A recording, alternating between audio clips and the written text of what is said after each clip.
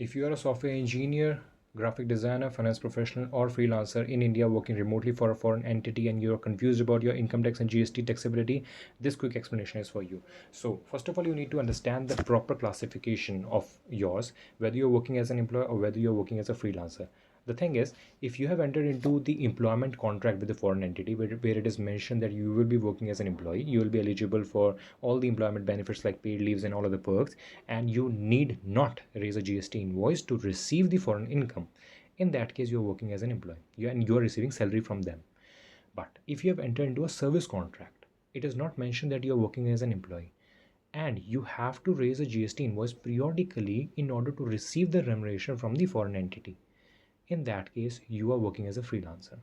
Now, after knowing this classification, you need to understand that if you are receiving salary, you are working as an employee.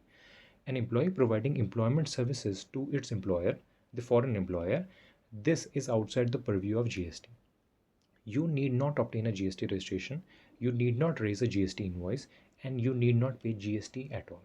Because receiving salary income for this employment services provided, it's outside the scope of GST.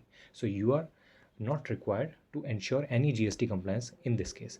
But this salary income is totally taxable under Income Tax Act. You have to file your income tax return periodically and report this salary income that you are receiving under the head of salary and pay tax accordingly. But you will be eligible for the deductions and even standard deductions which are available for every employee for having salary income. Now, if you are a freelancer, you will be receiving professional income, professional fees from the foreign entity. You have to know that the providing of these services by an Indian professional to a foreign entity which is situated outside India is considered as an export of services under the GST laws, and you have to mandatorily obtain a GST registration before providing any such service. GST registration should be in place. You have to raise a GST invoice before receiving any fees or remuneration from the foreign entity. Now, what would be the GST rate upon these services? The thing is, if you file a letter of undertaking or LUT on the GST portal, you would be eligible to pay GST at the rate of 0%. 0% of GST rate would be applicable on you upon furnishing of LUT. This is how, but you have to raise a GST invoice and you have to report it in GSTR1 periodically.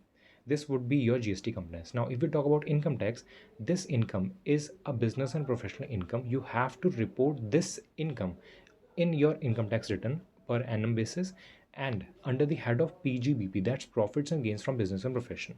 Now, if you are eligible, then you would get the benefit of presumptive taxation scheme under section 44 ADA. What does that mean? It means only 50% of your professional income would be taxed, rest 50% would be exempted, no tax is payable on that. But whether you are eligible for this or not, you have to consult your finance professional so that they can properly analyze your particular case, because it varies on case to case basis, and there are many things which have to be taken into consideration before giving a proper consultancy upon that. So this is how your GST and income taxability would be if you are working as an employee or you are working as a freelancer for the foreign entity. So don't be confused, stay tax compliant.